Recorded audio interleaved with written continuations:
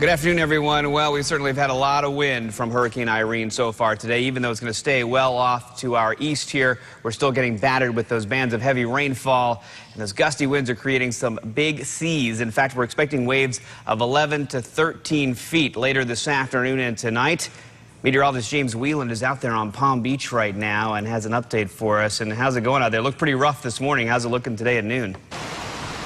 Yeah, it definitely was. Right now, though, it looks like things are actually calming down a little bit wind-wise, but the swell is picking up. And I was just talking to the lifeguards behind me, and they said that they're not really keeping anybody out of the water. Things haven't gotten too crazy yet, but of course they're here keeping an eye on everybody very closely. And there were a few tourists that tried to get in the water and boogie board and that kind of thing. I wouldn't recommend that. Surfers are out there. They know what they're doing. It's probably fine for them if you're a more experienced surfer. You see the surf out there. Looks like right now, Glenn, that the winds are actually shifting a little bit. They were northeast this morning, and now they look more north. And you see them blowing the tops off of the waves there, and I suspect that that will go more offshore later today. The outside's breaking about 4 to 6 foot, maybe a little bit bigger, and the inside there has all the jellyfish you can handle, too, so a lot of reports of that going on. And you see down the water there, a couple of the boogie boarders are trying to make it out, and some surfers that are way down the beach there.